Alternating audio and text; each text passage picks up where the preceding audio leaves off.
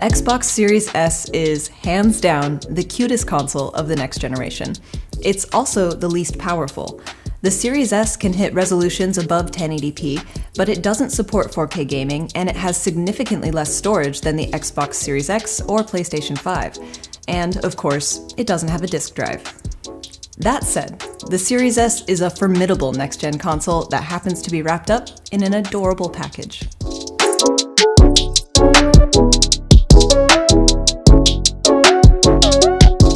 Let's start with a deep dive into those cute guts. The Series S has a 4 teraflop GPU, 10 gigabytes of RAM, and a 512 gigabyte internal SSD.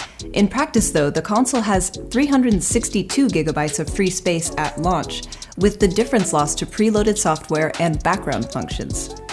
The Series S is capable of hitting resolutions of 1440p and supports variable refresh rates up to 120 frames per second, though don't expect many games to do both at the same time. The box lays horizontally, with a large black circle covering the fan on top. It's roughly the size of a shoebox, 10.8 inches long, about 6 inches wide, and 2.5 inches deep, weighing about 4.25 pounds. Notably, the fan itself is whisper quiet, especially when compared to the PlayStation 4, my main console this generation. The Series S shares design DNA with the Xbox Adaptive Controller, and really that's no surprise. Microsoft's goal with the Adaptive Controller was to build a stylish, functional gamepad for people with disabilities, one that seamlessly blends in with traditional gaming hardware. Design-wise, the Series S is essentially an adaptive controller cut in half, meaning they'll look natural together in anyone's living room. Speaking of controllers, the gamepad that ships with the Series S is a slightly tweaked version of the wireless Xbox controllers we know and love.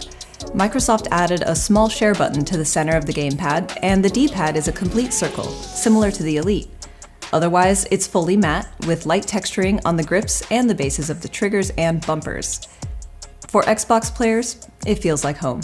On the rear of the Series S, there's a port for Ethernet, HDMI 2.1, a Seagate expansion card, the power cable, and 2 ports for USB 3.1 connections. There's an additional USB 3.1 port on the front of the console, beside the Bluetooth button. Each port on the back of the console is placed above a unique set of braille-like bumps, making it easier to tell them apart by touch alone. It's incredibly convenient. Storage expansion is critical to the Series S, considering the relatively low amount of space built into the console. Microsoft partnered with Seagate to release a custom 1TB expansion card that mirrors its next-gen architecture, allowing players to boot up games directly from the card and still take advantage of its fresh features, including quick resume, faster load times, and performance enhancements on old games. The Series S also supports external HDD storage via USB 3.1, but only for backward-compatible titles. The Seagate expansion card costs $220, which is just $80 cheaper than the Series S itself. But it works as advertised. There's no discernible difference between playing a game from the Seagate expansion card or internal storage. I was able to get 13 games and 23 apps on the Series S before I had to break out the Seagate. That's impressive, but it's also just a snapshot. The Series S has 362 gigabytes of free space at launch, and titles can run anywhere from a dozen to 100 gigabytes. A game like Call of Duty Warzone, for example, clocks in at over 100 gigabytes, which eats up a third of the box's storage on its own.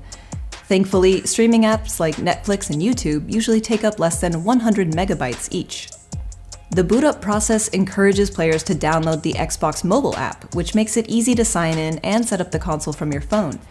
Even though the console doesn't support gaming in 4K, it can play video in upscaled 4K, so setup includes both 4K and HDR calibration prompts. When I tested out the Series X, it automatically asked me to link the console to my home's Google Assistant or Amazon Alexa network, but this screen didn't show up during my time with the Series S. Regardless, there's an option to link the console to a voice assistant network in Settings, and that's the first thing I did. I can't stress this enough. I love yelling at my appliances. Turn on the small Xbox. Got it. Turning small Xbox on. And then I started playing games. There's no way around it. Some titles look worse on Series S than on Series X, or PlayStation 5 for that matter. The disparity is even clearer in backward-compatible games like Control.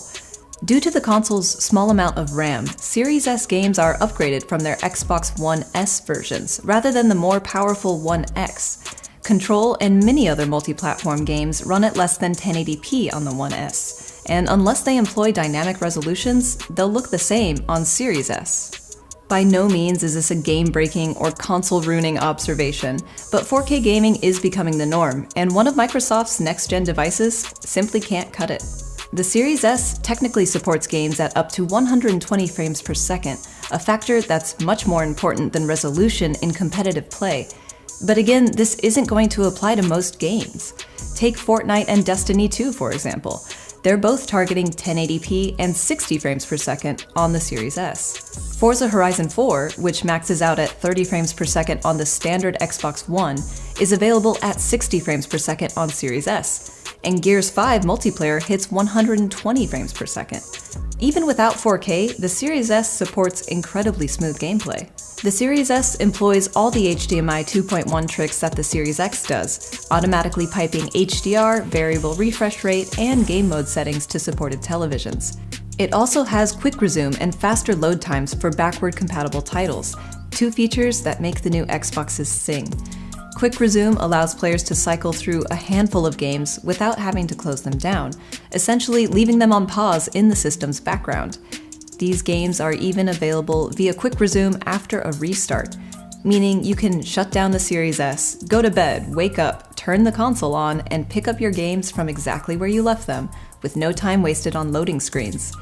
Quick Resume and faster load times are two factors that make the Series S feel like a next-gen console, despite its lack of 4K and middling storage space. In about a week with the Series S, I've run into one issue that required a hard restart. I was making dinner and watching The Vow on the console's HBO Max app, which is trash, by the way, when suddenly the scene froze and my soundbar began droning, repeating a single syllable from the audio track. The gamepad was useless at this point, so I held the Xbox button on the front of the console and it shut down. Everything restarted just fine, and I haven't had any similar issues. The HBO Max app, however, is still tragic. As an all-digital, all-the-time console, the Series S is Microsoft's play for the Game Pass Ultimate crowd, and it's built to generate subscriptions in this digital ecosystem. Game Pass Ultimate unlocks a virtual library of more than 150 games, plus Xbox Live capabilities and access to xCloud, Microsoft's cloud gaming technology. All of this for just $15 a month, the same price as a Netflix subscription. There are more than 15 million Game Pass members in the wild today, and these subscriptions have been boosting Microsoft's bottom line for a few quarters now. The new generation represents a chance to make Game Pass an even larger and more sustainable aspect of the Xbox business, and both the Series S and the Xbox app offer plenty of opportunities to sign up. With its storage capacity limits, the Series S is also a chance to sell that $220 expansion card, raising the true price of the console to $520. That's $20 more than the price of a Series X, and it doesn't include 4K gameplay. This is the question at the heart of the new console generation. Do you buy the all-digital edition and save some cash up front, or drop a few extra hundred on a full-fat console with more storage space and power?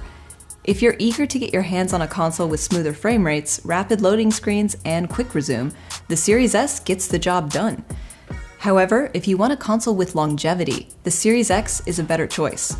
Storage space is likely to become an issue for all Series S owners at some point, and games in the next gen are going to demand more power, not less.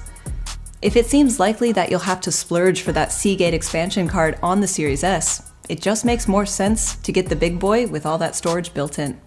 Of course, if what you really care about is the cute factor, then the Series S is the only console for you. For all of our console reviews and video game news, subscribe to the Engadget YouTube channel and stay tuned to Engadget.com.